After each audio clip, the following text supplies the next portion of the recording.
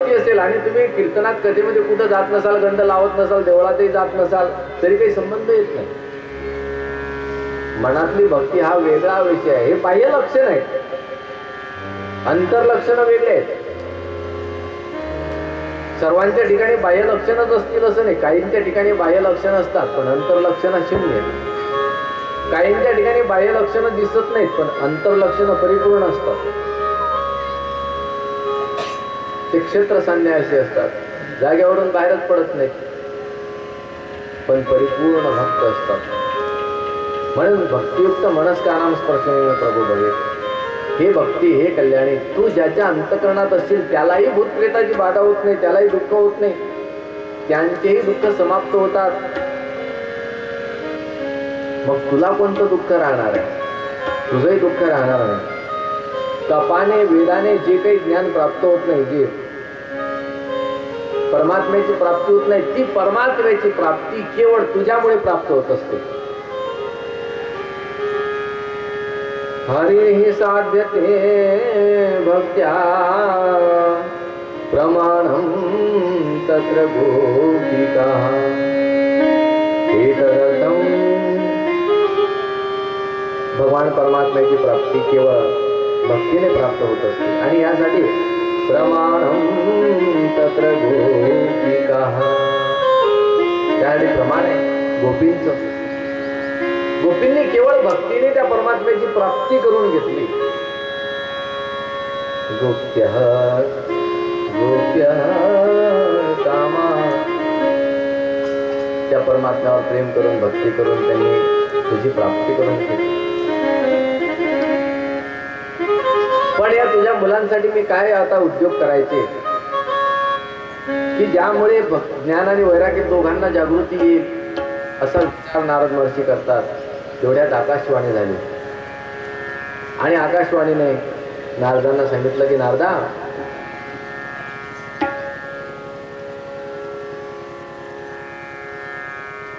एतदर्थं तु सत्कर्मं सुदर्शे त्वं समाचर तत्ते कर्माभिधास्यन्ति साधव साधुभूषणाः.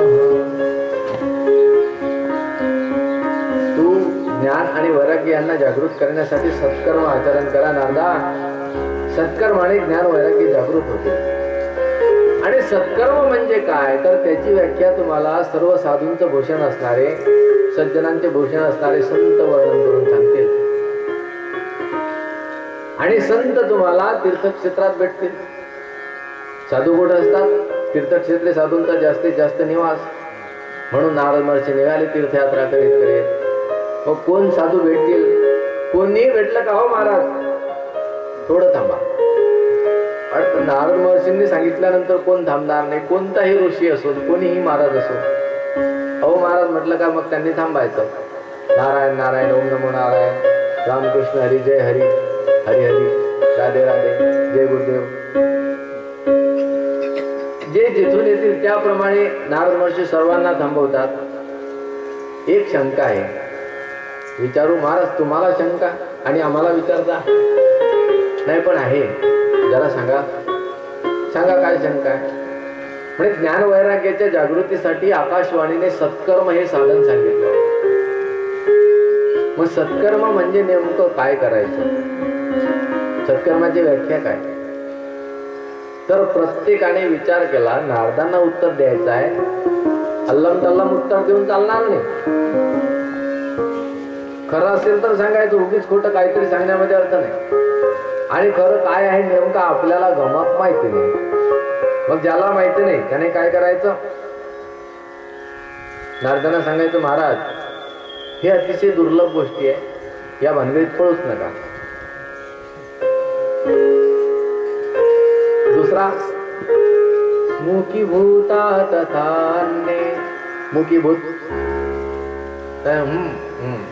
म्हणजे मौन आहे माझं. कागदावर लिहून सांगतो मौन आहे. अरे मौन आहे तर उत्तर पण लिहून दे ना. पण नाही, बोलता येत नाही म्हटले मौन धारण केलेला आहे. मुखीभूता, मुखाहून चालला गेला. तिसरा म्हटला महाराज सांगतो तुम्हाला थोडंसं बाहेरून येऊ द्या. 1 नंबर 2 नंबर जे गेले ते पळाले ते आलेच नाही रिकामे. कोणीच उत्तर देत नव्हतं. सगळे फक्त पळापळी काढायचे. मग ते उत्तर शोधत शोधत नारद महर्षी सांगतात, महाराज आता तुमच्यापर्यंत मी येऊन पोहोचलो घाईघाईने पळत पळत, आणि तुम्ही विचारत होते की घाईने कुठं निघालात. तर मी घाईघाईने उत्तर शोधण्यासाठी निघालो. सत्कर्म म्हणजे काय. संकादिक म्हणतात, नारदा एवढं सोपं मग कशाला पळत पळत दूर जायचं होतं. आम्ही आहोत नाही तर. भाऊ भावासाठी नाही होणार तर का लोकांसाठी होणार आहे काय. नारद महर्षी कोण आहे. सनत कुमारांचे भाऊ आहेत. म्हटले नारदा सत्कर्म अतिशय सुलभ आहे. जे सत्कर्म सांगितलं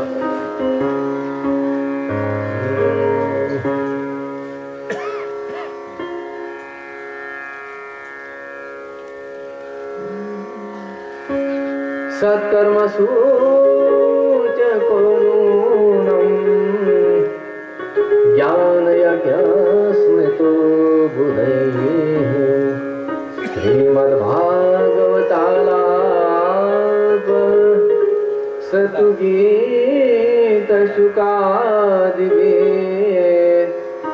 सतुगीत शुकादिगे. महाराज सत्कर्म सूचक केवळ ज्ञान येत नाही.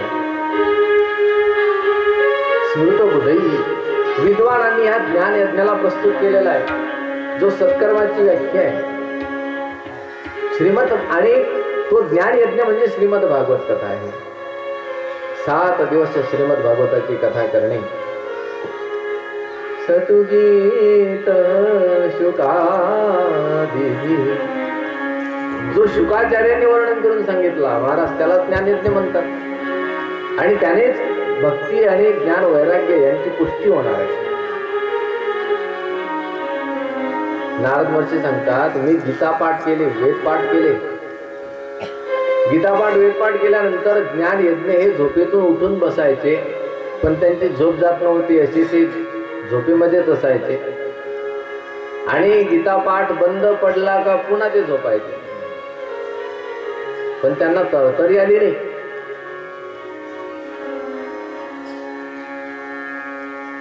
संकादिक सांगतात तरतरी येणार कसे. गीतापाठ वेदपाठ जरी केला तरी हे दुधासारखे झाले. मग म्हटले भागवतातही वेदाचेच प्रत्येक शब्द पदापदामध्ये वेदच भरलेला आहे, वेदाचाच अर्थ आहे. तेव्हा भागवताने कसे जागृत होते. नारद महर्षी सांगतात भागवत हे तुपासारखं आहे आणि वेद हा दुधासारखा आहे. 100 लिटर दूध असलं तरी दिवा लागणार नाही. दिवा लावण्यासाठी काय लागेल, फक्त 2 चमचे तूप असलं तरी दिवा लागेल, पण दुधाने दिवा लागत नाही. त्याप्रमाणे ज्ञान यज्ञाच्या जागृतीसाठी भागवत कथाच आवश्यक आहे. भागवत कथेनेच ज्ञान यज्ञ जागृत होतील, वेदाने नाही. कारण काय, तर वेदामधून निवडून काढलेले कथा ज्ञान म्हणजे भागवत आहे. वेदामध्ये एवढा सगळ्याच गोष्टी सांगितलेल्या आहेत, जेवढ्या त्यामध्ये चांगल्या सांगितलेल्या आहेत, चांगल्यासोबत वाईटही सांगितलेल्या आहेत. पण प्रत्येक तत्वाचं वर्म मात्र आपल्याला ज्ञात होत नाही.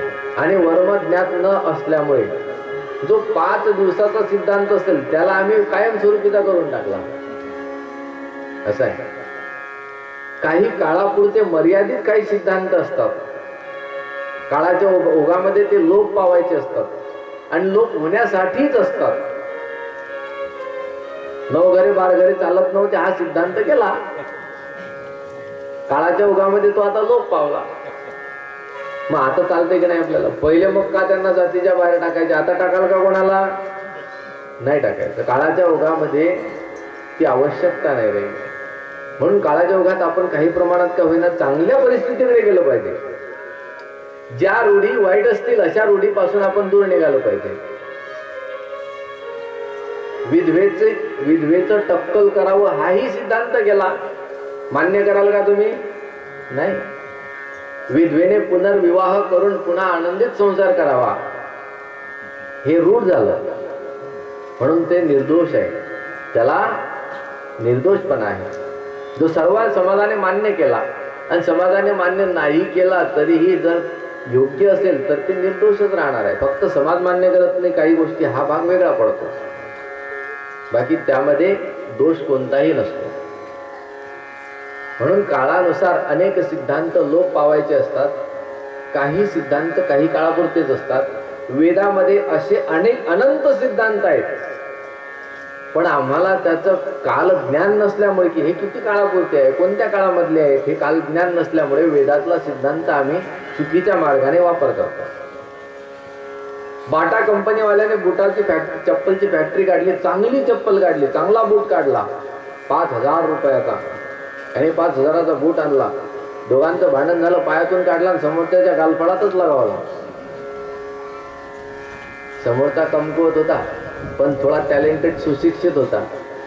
नाहीतरी शिकलेली माणसं कमकुवतच असतात, जरा ताकदीनं कमीच असतात. आणि जे ताकदवान असतात ती बुद्धीनं कमी असतात. बुद्धीचा आणि शक्तीचा विरोध आहे, दोन्ही एका ठिकाणी राहत नसतात. मग हा जो बुद्धिमान होता यानं काय केलं, त्यानं 2 गालफळात मारल्या. म्हणून यानं डायरेक्ट बाटा कंपनीवाल्याची केस कोर्टात टाकून दिली. पण याने बाटा कंपनीचा बूट काढला, दुसऱ्याने पायातून काढून मला मारला. याने काढला नसता तर मला मारला नसता. त्याने वकील लावला, वकिलांनी सांगितलं उलट पक्षी त्याचा शुक्रिया अदा करत, त्याचे उपकार समज की त्यानं बूट काढला म्हणून तुला समोरच्यानं बूट मारला. त्याच्या पायात बूट नसता तर त्यानं शेजारचा दगड घेऊन मारला असता आणि तू इथपर्यंत आलाही नसता. बाटा कंपनीवाल्यानं काही त्याला तुला मारण्यासाठी काढला काय नाही, काट्यापासून रक्षण व्हावं पायाचं म्हणून काढला, म्हणजे चांगल्यासाठी काढला. त्याने वापर चुकीचा केला. ट्युबलकिन नावाचा शास्त्रज्ञ झाला. त्याने बघितलं अनेक हिंस्र पशु येतात आणि आमच्या सगळ्या नातेवाईक बंधू बांधवांना शेताचं रक्षण करत असताना ते मारतात. हिंस्र पशु,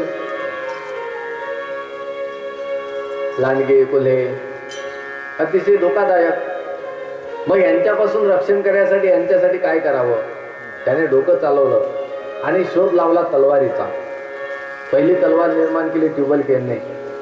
अनेक तलवारी निर्माण करून सर्वांकडे दिलं की ह्या घ्या आणि आता तुम्ही बिनधास्तपणे निर्भयपणे आपल्या शेताचं रक्षण करण्यासाठी जा. कोणत्याही प्राण्याची भीती बाळगू नका, कारण तुमच्या हातात तलवार आहे, शस्त्र आहे.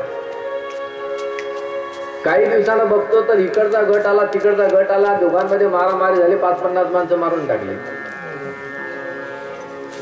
ट्युबलकिनने बघितलं, अरे मी सर्वांच्या चांगल्यासाठी भल्यासाठी तलवार काढली आणि ह्या लोकांनी आपापसामध्ये लढाई करून आपापल्या बांधवांनाच मारलं. म्हणजे मी ते प्राणी थोडक्यामध्ये संहार करत होते, यांनी तर एकत्रित संहार केला. आता आपल्याला तलवार नाही काढायची, जेणेकरून चांगलं होईल असं काढायचं. मग त्याने नांगर काढला. मग लोकांनी शेती नांगरायची आणि उत्पन्न वाढवायचं. बलराम दादानं जे नांगर घेतला, जे नांगराखाली माणसं तोडायला सुरुवात केली. तुम्ही निर्माण काहीही करा, त्याचा सदुपयोग दुरुपयोग दोन्ही प्रकारचे उपयोग असतात. फक्त आपण कसा उपयोग करायचा हे आपल्यावर अवलंबून असतं. म्हणून प्रत्येकाने उपयोग हा चांगल्या पद्धतीचा करायचा आहे. तर वेदामधले सिद्धांत आम्ही वापरू शकत नाही. ते वापरण्यासाठी आमच्याकडे तेवढं ज्ञान नाही, म्हणून त्याचा काल आम्हाला कळत नाही. जे लोप पावले तेही आम्ही आज वापरण्याचा प्रयत्न करतो, तर ते चुकीचं होईल. वेदाचा अभ्यास करण्याचा अधिकार स्त्रियांना नाही, पण अनेक ऋषी स्त्रियांनी सुद्धा वेदाचा अभ्यास केलेला आहे. मग त्यांना तो अधिकार कोणी दिला, त्यांना कसा प्राप्त झाला? मग आजच्या स्त्रियांना वेदाचा अधिकार करण्याचा हक्क का नाही? काय म्हणतात, हनुमंताची पूजा करण्याचा अधिकार स्त्रियांना नाही. हनुमंताची पूजा कर, हनुमंताच्या देवळावर आपल्याकडे जातात का बाया? हनुमंताच्या देवळावर नाही जात. का नाही जात तुम्ही? म्हणे हनुमंत ब्रह्मचारी आहे म्हणून हनुमंताकडे जायचं नाही. लंकेमध्ये हनुमानजी गेले तर राक्षसीनी येतात आणि हनुमानजीची पूजा करतात. राक्षसीनींना हनुमंताची पूजा करण्याचा अधिकार आहे. तुम्ही राक्षसीनीपेक्षा खाली आहे काय? नाही. मग आम्हाला अधिकार का नाही? आम्ही फक्त मानला, अधिकार नाही, दूर राहा बापा. अधिकार का नाही? आहे आम्हाला अधिकार. आम्ही पूजा करावी, पण आमची श्रद्धा, आमचा भाव हा तेवढा निर्मळ, तेवढा शुद्ध ठेवून करावा, तर फल प्राप्ती होणार आहे. पण समाजात चालत नसेल तर मात्र आम्ही जबरदस्ती करून मंदिरात जाण्यामध्ये मतलब नाही. घरामध्येच आम्ही हनुमंताची पूजा करावी, हनुमान चालीसा म्हणावी, का नाही होणार? म्हणजे दोन्ही गोष्टीचा समतोल सुद्धा राखला गेला पाहिजे. लोक म्हणतात ना, नाही नाही मंदिरातच गेलं पाहिजे असं थोडी आहे. मला हनुमान चालीसा वाचली, मला हनुमंत इथंच आहे. कुठं जाईल माझा हनुमान? माझ्या जवळ आहे, माझ्या हृदयात आहे, कुठं दूर नाही. पण अधिकार आहे एवढं फक्त जाणून घ्यायचं आहे आपल्याला. लोकांना दाखवायचं नाही की आहे आम्हाला अधिकार, चला मोर्चा काढू, लाटणे मोर्चा, आम्हाला हनुमंताच्या मंदिरावर काय नाही. महाराजांनी सांगितलं जाता येते, म्हणजे उद्या पुन्हा माझ्या डोक्यावर नारळ. सामाजिक रूढी पण सांभाळायच्या आणि आपल्या मनातला विश्वासही तुटू द्यायचा नाही, तो दृढ करायचा. दोन्ही गोष्टी साध्य करायच्या. तर ह्या दोन्ही गोष्टी साध्य करण्यासाठी सिद्धांत आज तुम्हाला भागवत आहे. म्हणून नारदा भागवताची कथाच या ज्ञान वैराग्यांना जागृत करू शकेल. गीता पाठाने ज्ञान वैराग्य कधी कधी जागृत होते, त्या सिद्धांताने ज्ञान वैराग्य जागृत होते. प्रवचन ऐकलं म्हणजे आपल्या मनातलं ज्ञान, आपलं वैराग्य जागृत होते. नाही म्हणले काय आहे सगळं खोटं आहे. मंडपाच्या बाहेर जाता जाताच गप्पा मारत जातात माणसं. काय प्रवचन झालं, खरंच होतं. आपलं काय आहे, पोरस्वर आपले नाही, कवनाचे मायबाप, कवनाचे गणगोत, मृग जळवत जाईल रया, सगळं काही असंच चाललं. आणि दोन पोराचं भांडण झालं म्हणतो, हे बाळ्या इकडे, त्या कार्ट्याच्या काय नादी लागला, म्हणजे आपला बाळ्या दुसऱ्याचा कार्ट्या. लगेच त्या ठिकाणी आपलापणा निर्माण होत असतो. पण तात्पुरतं का होईना ज्ञान आणि वैराग्य हे जागृत होते. मग याला पूर्णपणे जागृत करण्यासाठी काय आहे तर भागवत कथा आहे. भागवत कथेने आपलं ज्ञान वैराग्य मजबूत होईल, आपला मोह हळूहळू हळूहळू हळूहळू समाप्त होत जाईल. म्हणून तेवढ्यासाठी वेदोपनिषदां सारात जाता भागवती कथा. वेद आणि उपनिषदांचं सार म्हणजे श्रीमद भागवत कथा आहे. अत्युत्तमा ततो भाती पृथक भूता फलाकृती, रूपाप्रमाणे हा सिद्धांत दिलेला आहे. आपल्या भाग्याचा उदय असेल तर आपल्याला प्राप्त होईल. सूत महाराज सांगतात,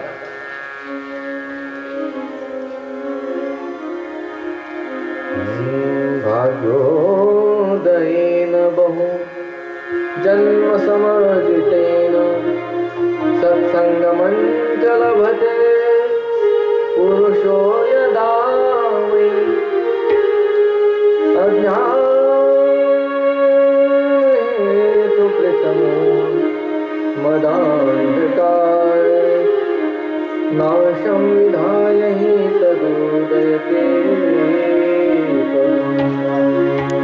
अज्ञान हे तुझो मदांधकार, अज्ञानाचं कारण असणारा मोह, माद, अभिमान, अंधकार, या सर्वांचा नाश करण्यासाठी नाशं विधायहि तदोदयते विवेक, या सर्वांचा नाश होतो आणि तेव्हा आपल्या अंतःकरणामध्ये निर्मळ विवेक निर्माण होत असतो.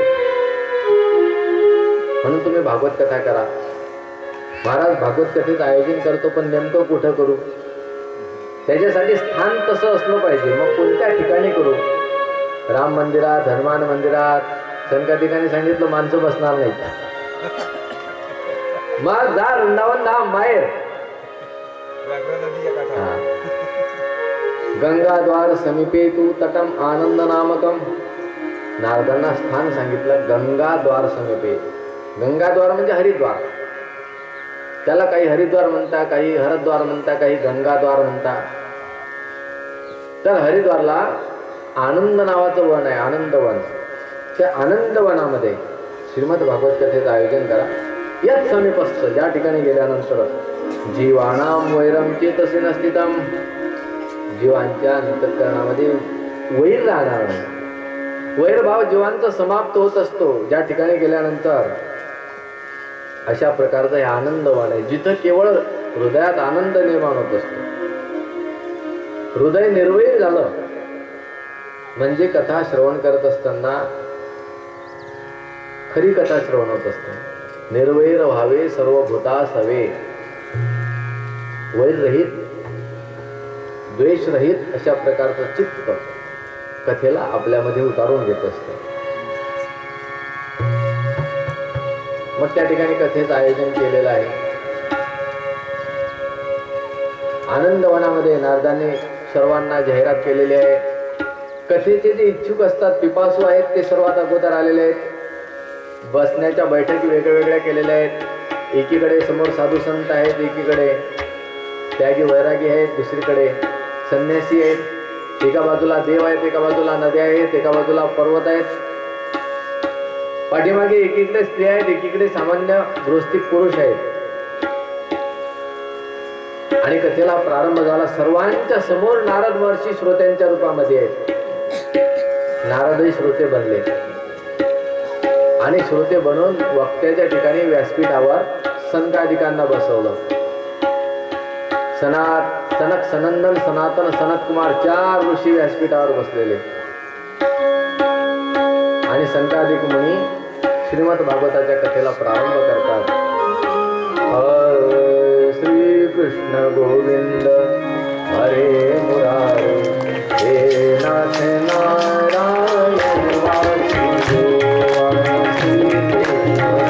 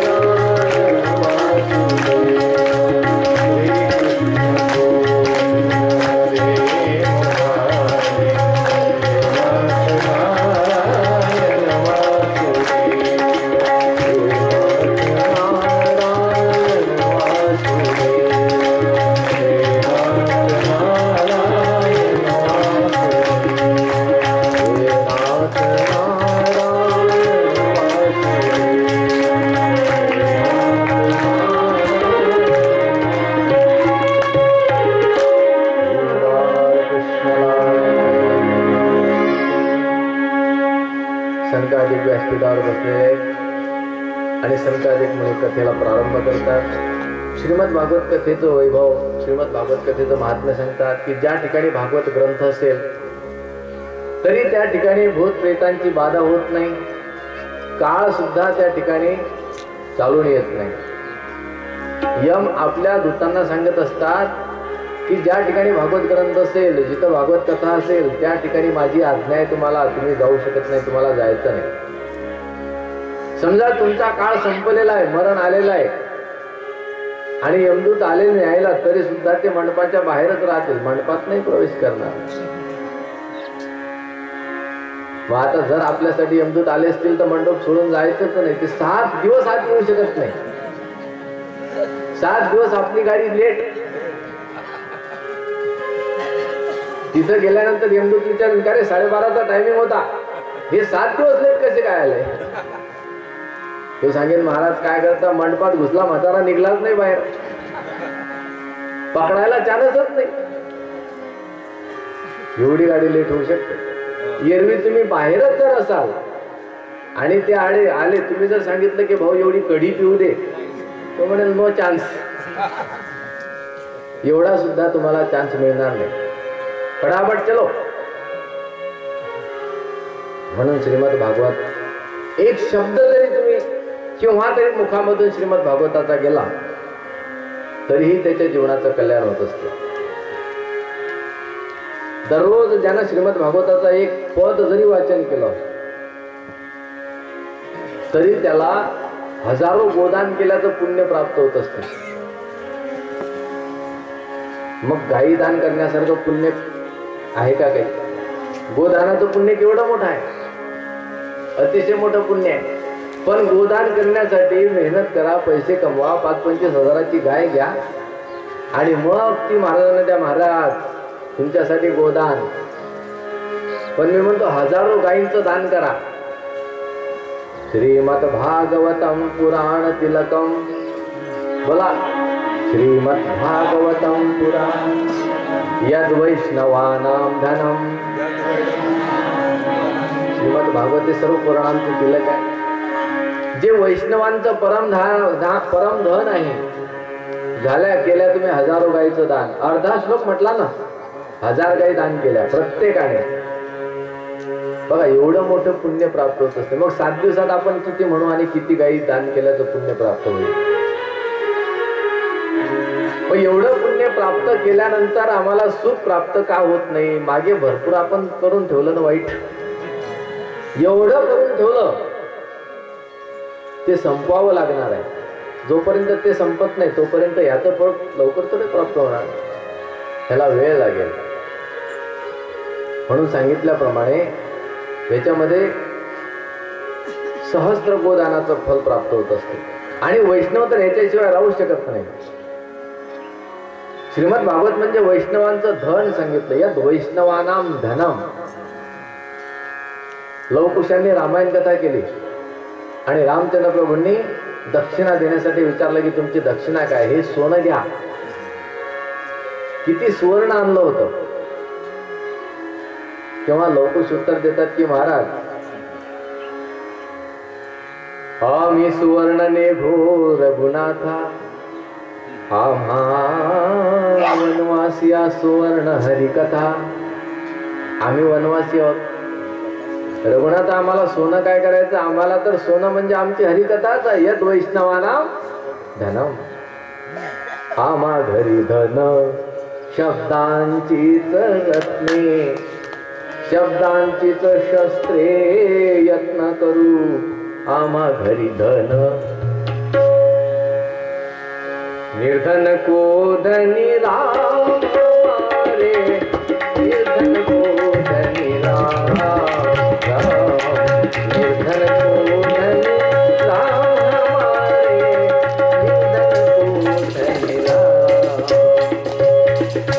निर्धन को धनी राम, निर्धन को धनी राम हमारे,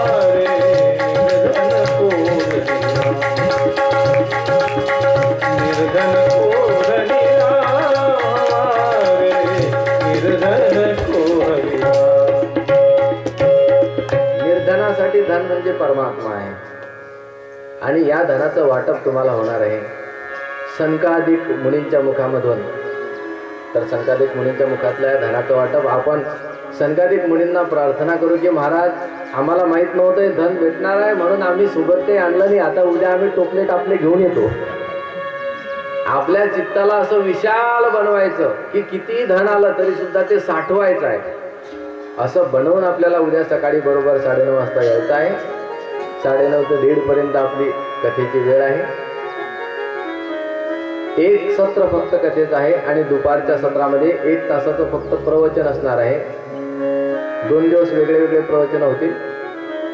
आणि त्याच्यानंतर परमपूज्य आदरणीय ज्ञानेश्वर माऊली खायदेकर यांचं प्रवचन 7 दिवस राहणार आहे. पूर्णपणे आपल्याला त्यांच्याकडूनच प्रवचन ऐकायला मिळणार. ज्ञानेश्वरीतला मुख्य विषय ते घेणार आहेत, ज्ञानाच्या लक्षणांचा. त्याच्यावर प्रवचन ऐकायला मिळेल. तर उद्याच्या सत्रासाठी उद्या आपल्याला बरोबर 9:30 वाजता यायचं आहे. तोपर्यंत भगवान परमात्म्याच्या चिंतनासमवेत श्री जय जय श्री राधे, जय जय श्री राधे, जय जय श्री राधे.